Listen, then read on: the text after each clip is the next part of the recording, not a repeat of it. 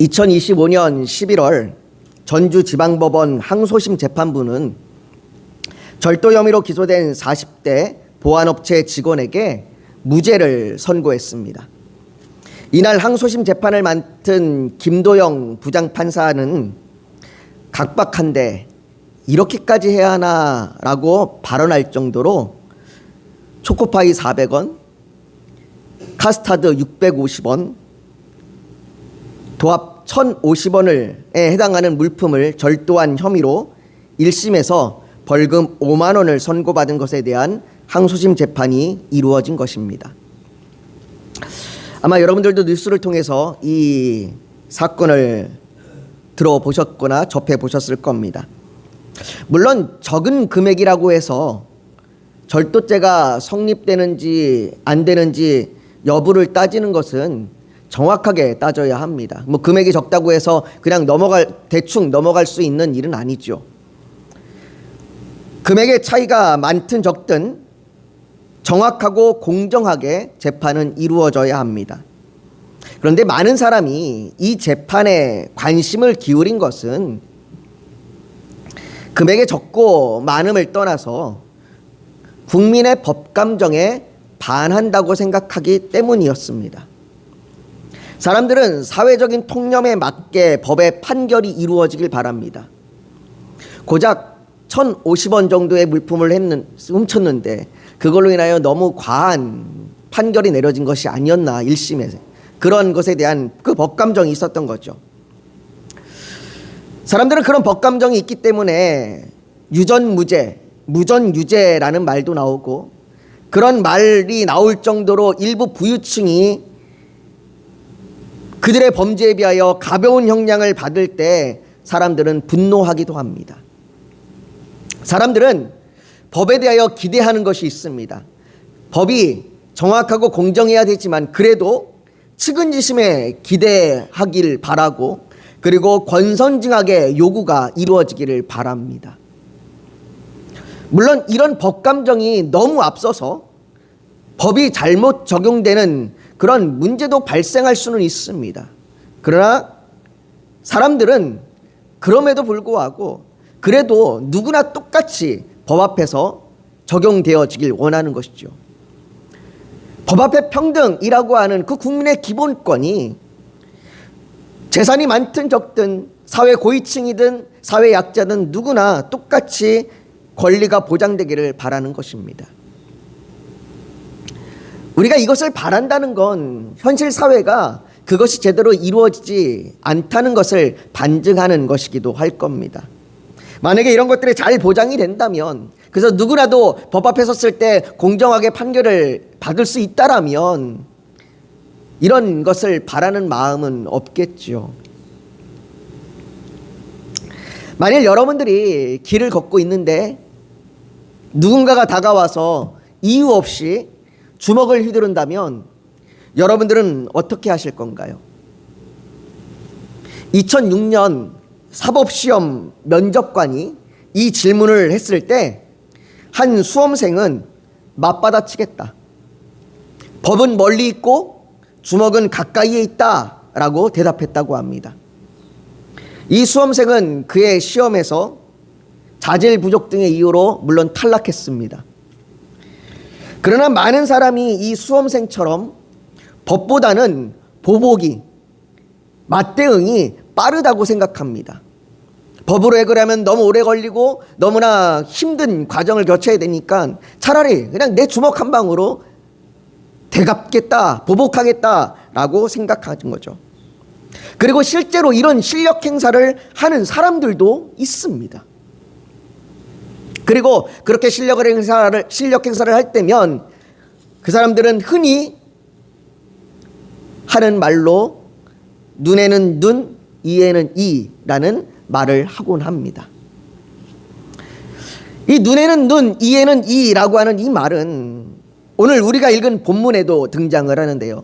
본문 23절부터 25절에 보면 생명은 생명으로, 눈은 눈으로, 이는 이로, 손은 손으로, 발은 발로, 된 것은 된 것으로, 상하게 한 것은 상함으로, 때린 것은 때림으로 갚을지니라 라는 말로 오늘 본문에 등장합니다.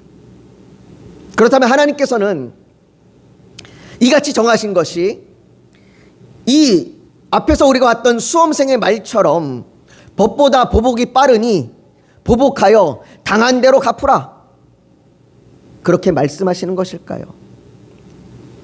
우리가 눈은 눈으로 이는 이로 갚으라 라는 말이 매우 익숙한 말이지만 많은 경우의 사람들은 이 말의 의미를 오해하는 경향이 있습니다. 그건 예수님 당시에도 마찬가지였습니다. 예수님 당시에 많은 바리새인들도 이 눈에는 눈, 이에는 이로 갚으라는 이 말을 오해했습니다. 그래서 잘못 적용했습니다. 그래서 예수님께서는 마태복음 5장 38절과 39절에 또 눈은 눈으로 이는 이로 갚으라 하였다는 것을 너희가 들었으나 나는 너희에게 이르노니 악한 자를 대적하지 말라라고 말씀하십니다. 당시에 많은 바리새인들은 이 율법을 잘못 해석해서 개인적인 보복을 정당화했습니다. 법보다 보복이 빠르다, 법보다 손이 빠르다, 그러니 내가 당한 만큼 내가 개인적으로 보복해도 된다, 눈은 눈으로 이는 이로 갚아야 된다, 그렇게 정당화했습니다. 예수님의 말씀은 구약의 율법과 충돌해서 율법을 수정하는 것이 아니라 그런 잘못된 해석을 바로 잡으시는 것입니다. 하나님의 백성의 관계는 보복이 아니라 사랑과 용서라고 하는 원칙으로 이루어져야 합니다.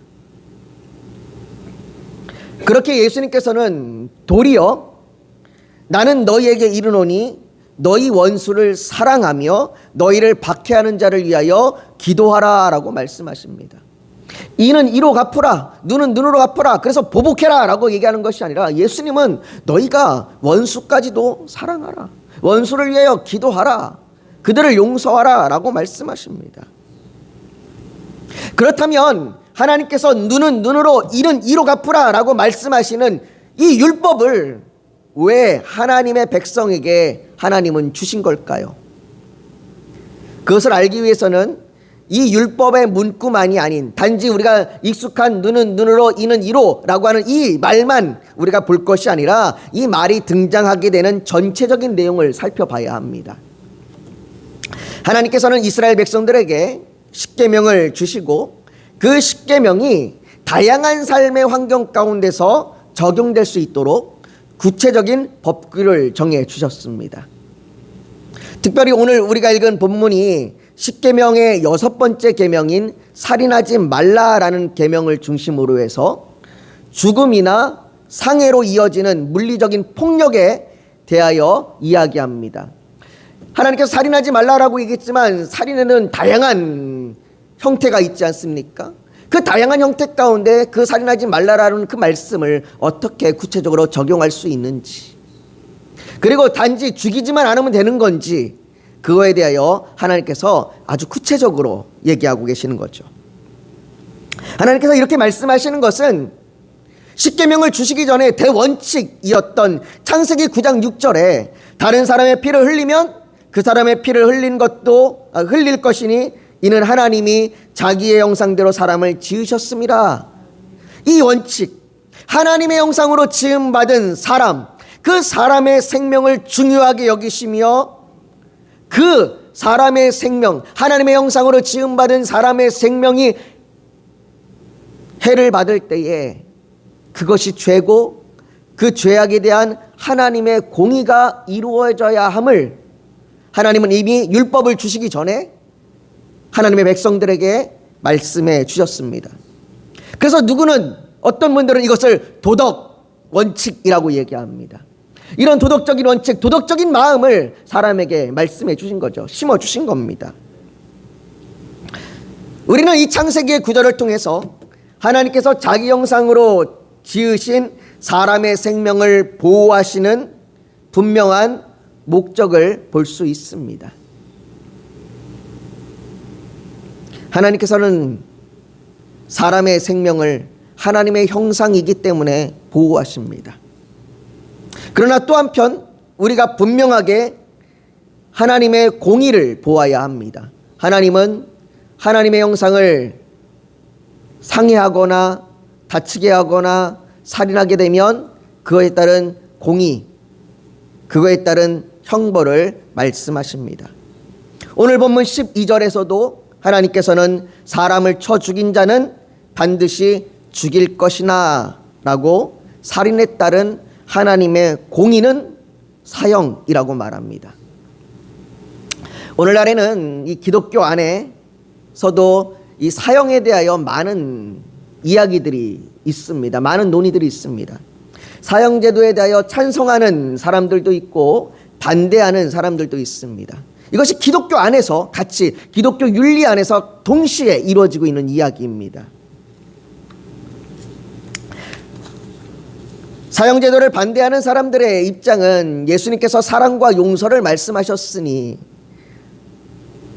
사형을 통하여 사람의 목숨을 빼앗는 것 역시 옳지 않다라고 이야기하고, 또 사형제도를 찬성하는 입장에서는 하나님의 공의를 말하며 하나님의 공의 가운데 하나님께서 말씀하셨으니 사형제도가 옳다라고 이야기하는 그 논의들이 이루어지고 있습니다.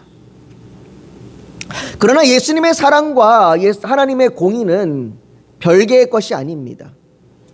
우리는 종종 하나님의 공의와 예수님의 사랑을 따로 분리해서 생각하는 경우들이 너무 많습니다.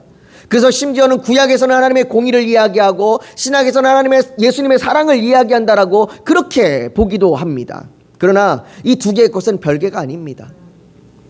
하나님의 공의와 예수님의 사랑은 띄어놓을 수 없습니다. 사랑과 공의는 분리될 수 없습니다.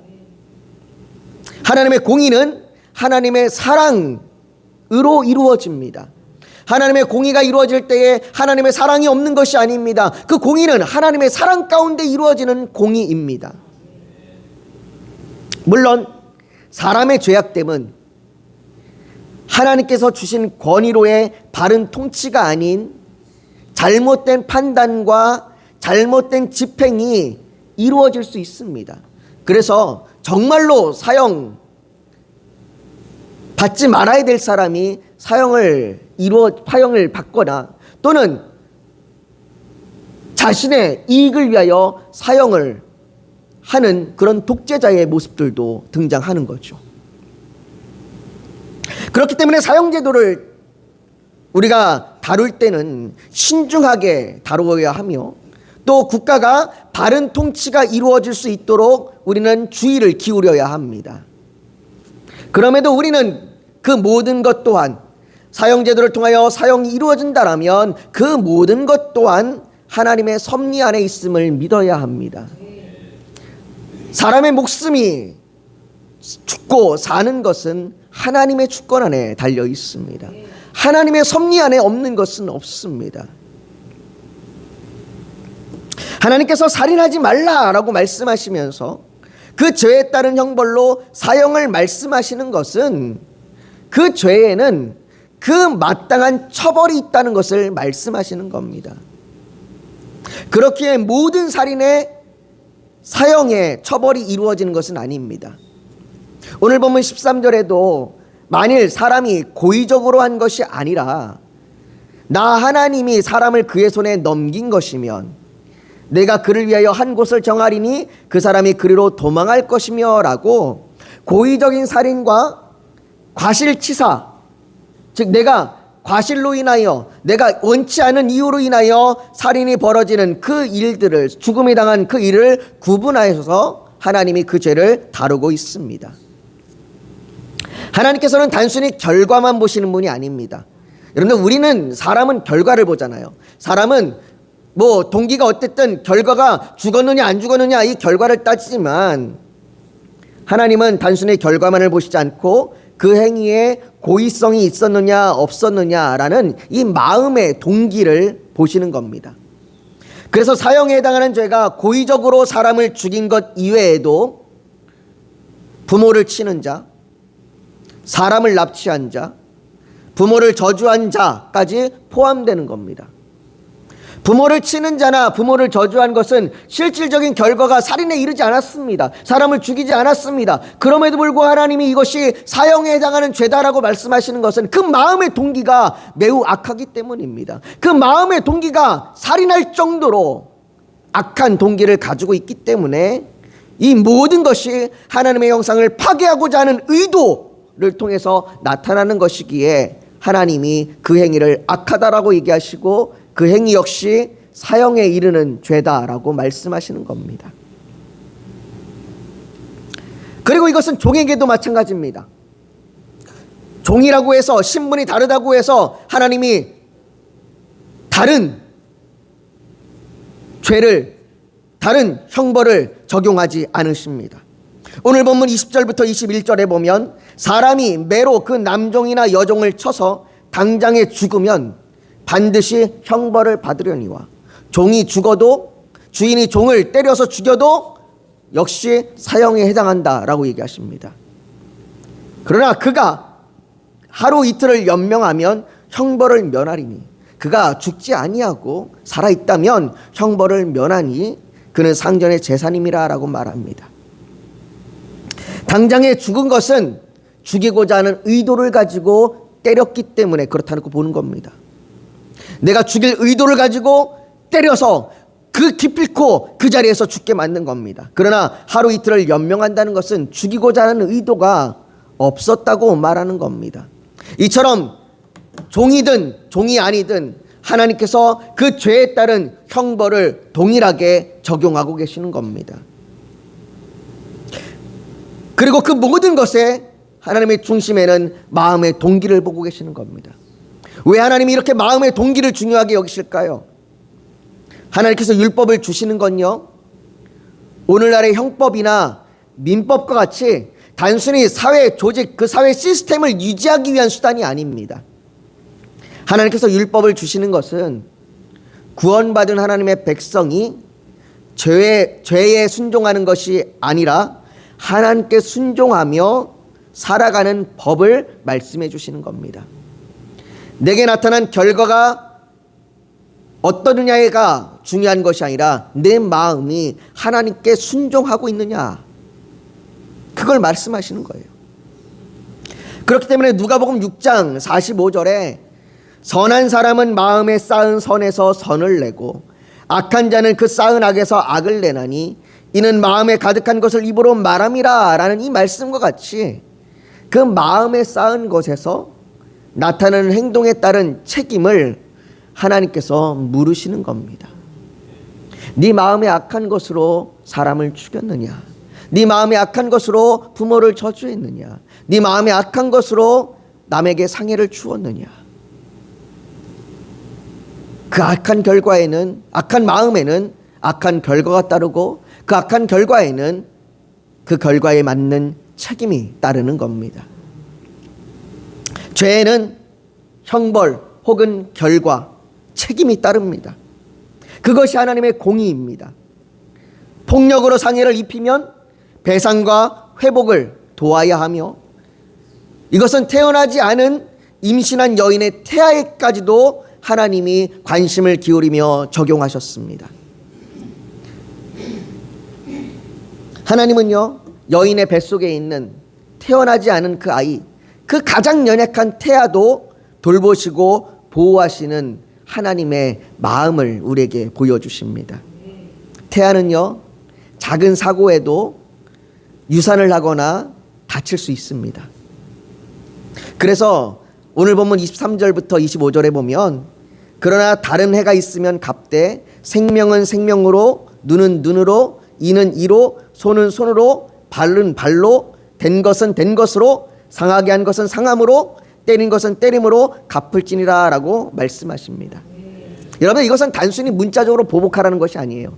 내가 눈을 다치면 눈을 때려서 보복하라, 이게 말씀을 하시는 것이 아니라 똑같이 상해를 입히라는 그 말이 아니라 그 피해에 합당한 배상을 말씀하시는 겁니다. 내가 그 임산부나 그 태아가 손이 다치거나 눈이 다치거나 또는 다른 해가 입었으면 그에 맞는 적절한 보상이, 배상이 이루어져야 한다는 것이죠. 그러나 이 경우에도 민수기 35장 31절은 고의로 살인죄를 범한 살인자는 생명의 속전을 받지 말고 반드시 죽일 것이며 라고 말씀하시듯이 생명을 잃는 경우에는 적용되지 않습니다. 생명은 돈으로 배상할 수 없는 겁니다. 늘 사람은요, 자신이 준 피해보다 적게 배상하려고 하고 자신이 받은 피해보다 더 많은 배상을 받기를 원합니다. 그래서 오늘날에도 사람들은 변호사를 구하고 재판을 하는 일들이 수없이 이루어지게 되는 것이고, 사람들은 그것을 통해서 자신이 원하는 공의, 자신이 생각하는 공의, 그것을 얻으려고 합니다. 그렇게 하나님께서는 너희가 원하는 공의, 너희가 생각하는 공의가 아니라 그것으로 너희가 보복하거나 그것으로 갚는 것이 아니라 죄에 따른 하나님의 공의가 이루어지도록 오늘 율법을 통하여 말씀하시는 것입니다. 그리고 오늘 본문 26절부터 27절은 주인으로부터 상함을 받은 종에게 하나님의 공의가 이루어진 결과는 자유입니다. 그를 풀어주라. 그들에게 자유를 주어라. 이것이 눈은 눈으로 이는 이로 갚으라 라는 말씀입니다. 여러분, 하나님께서 주신 율법이 말하고 있는 하나님의 공의는 죄에는 그에 따른 결과가 따른다는 겁니다. 눈은 눈으로 이는 이로 갚으라 라고 말씀하시듯이 죄에는 그에 따른 속전의 값이 필요합니다. 배상이 필요합니다. 그런데 시편 49편 7절과 8절은 우리에게 이렇게 말합니다. 같이 한번 읽어볼까요? 같이 읽습니다. 시작. 아무도 자기의 형제를 구원하지 못하며 그를 위한 속전을 하나님께 바치지도 못할 것은 그들의 생명을 속량하는 값이 너무 엄청나서 영원히 마련하지 못할 것임이라. 여러분, 우리는 눈은 눈으로 이는 이로 갚을 수가 없습니다. 왜냐하면 우리는 생명을 속량하는 값이 너무 엄청나서 영원히 마련하지 못하기 때문입니다. 여러분들, 우리는 우리의 죄값을 마련하지 못합니다. 우리는 우리의 죄값을 영원히 갚을 수 없습니다. 이 땅에서 아무리 부유해도 우리는 자신을 죽음과 심판에서 구원할 수 있는 값을 지불할 능력이 없습니다. 하나님이 눈은 눈으로 이는 이로 갚으라라고 말씀하시지만 우리는 갚을 수 있는 능력이 없습니다.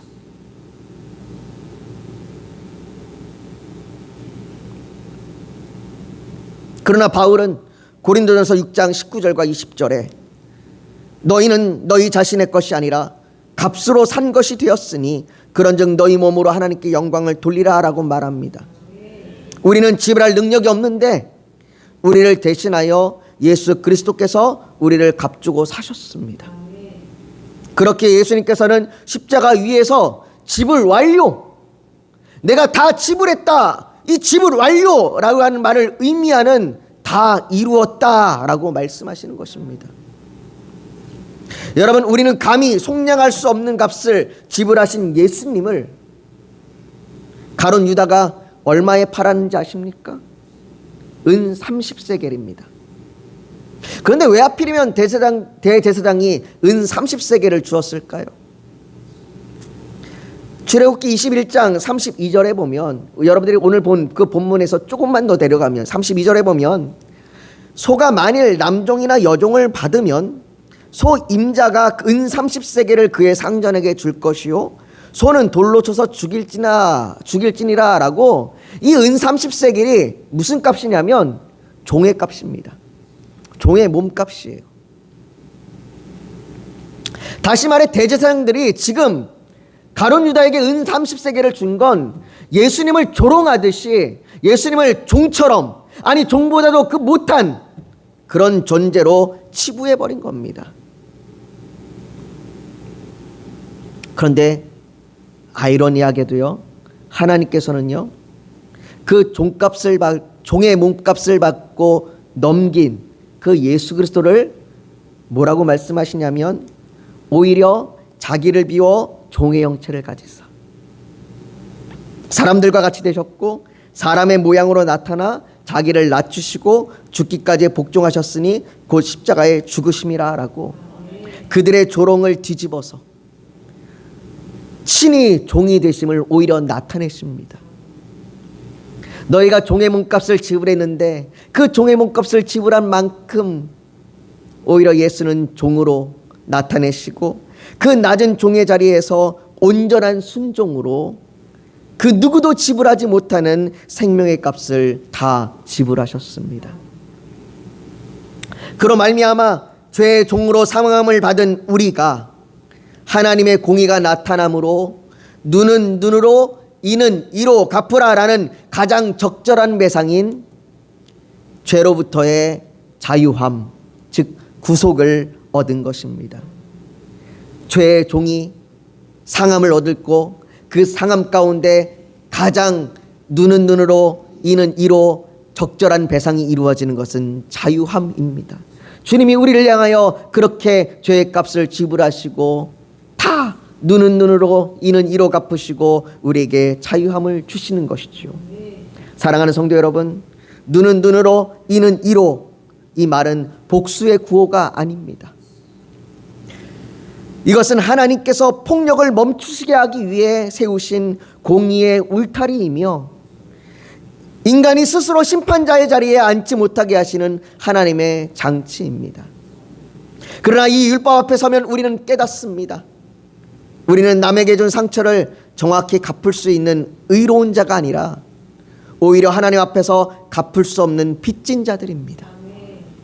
만일 하나님께서 우리를 향하여 엄격하게 눈은 눈으로 이는 이로 갚으라 라는 이 말씀을 적용하셨다면 우리는 설 수 없을 겁니다. 우리가 감히 어떻게 우리의 죄값을 다 지불할 수 있겠습니까? 영원히 우리는 마련할 수 없는 겁니다. 그런데 하나님께서는 자신의 공의를 없애지 않으시고 대신 그 공의를 예수 그리스도께 적용하셨습니다. 우리가 갚지 못할 속전, 생명으로 갚아야 할 그 값을 주님께서 대신 지불하셨습니다. 그래서 십자가는 공의가 무너진 자리가 아니라 오히려 사랑으로 공의가 완성된 자리이며 동시에 죄인이 사는 길을 열어주신 길입니다. 그러므로 이제 우리는 보복의 사람이 아니라 은혜의 사람입니다. 우리는 이미 용서받았기에 당한 만큼 돌려주겠다, 이것이 아니라 받은 은혜만큼 흘려보내겠다, 이 고백으로 사람을 살리며 살아야 합니다. 상처를 계산하기보다 용서를 준비하고 심판자의 자리에 서기보다 십자가의 아래 사는 삶이 우리의 길입니다. 우리는 값주고 사심받은 자유인입니다. 이 자유를 붙들고 살아갈 때 세상은 우리를 통해서 하나님의 공의와 하나님의 사랑이 그들 가운데 보여질 것이고 그 하나님의 사랑과 공의가 나타나는 이 하나님 나라 가운데 살아가고 있음을 보게 될 것입니다. 저와 여러분들이 이 삶을 살아가기를 축복합니다. 세상의 방법대로, 세상의 가치대로 당한 만큼 돌려줘야지, 아니 배로 갚아야지, 그렇게 살아가는 것이 아니라 우리를 위하여 행하신 그 하나님의 공의와 사랑 가운데 은혜를 흘려보내며 사랑으로 살아가는 저와 여러분들이 되시기를 주의 이름으로 축복합니다. 우리 오늘 이 말씀을 가지고 지금 같이 기도하며 나아가길 원합니다. 여러분, 우리는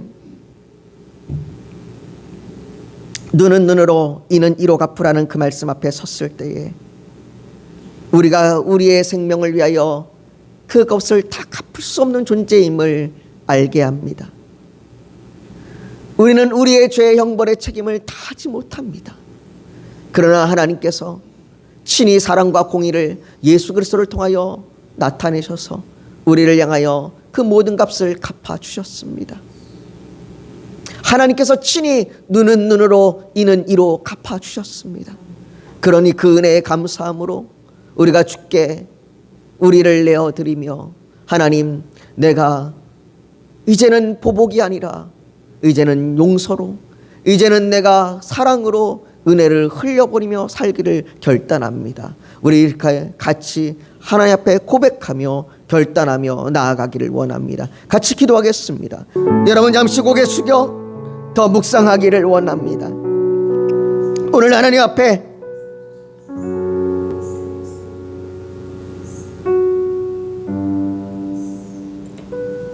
이제는 내가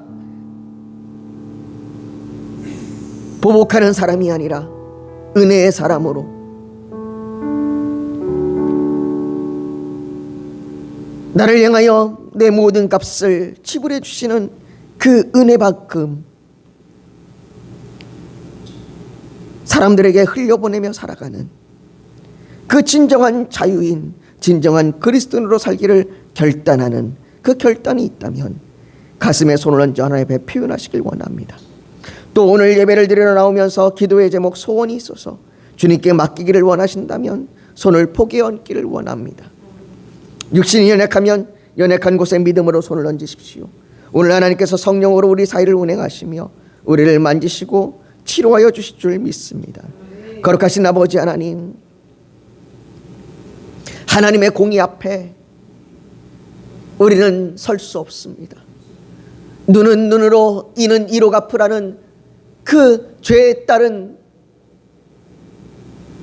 적절한 책임을 우리는 할 수 없습니다.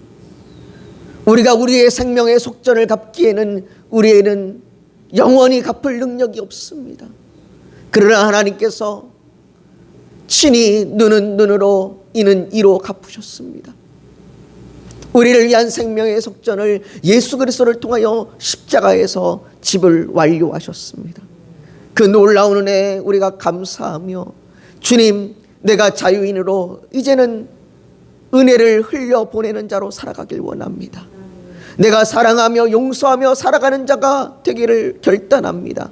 그렇게 결단하는 그 고백 위에 하나님 함께하여 주시옵시고 그 생명의 은혜 가운데 살아가는 그 순간순간마다 하나님 동행하여 주시옵소서. 또한 아버지 하나님, 우리의 간절한 기도의 제목을 주 앞에 부르짖을 때에 하나님 우리의 기도를 들으시고 하나님 우리를 불쌍히 여기사 우리 가운데 하나님의 뜻이 이루어지게 하여 주시옵소서. 아버지 하나님, 우리의 연약한 육신을 붙들어 주셔서 치료하여 주시고 회복시켜 주시옵소서.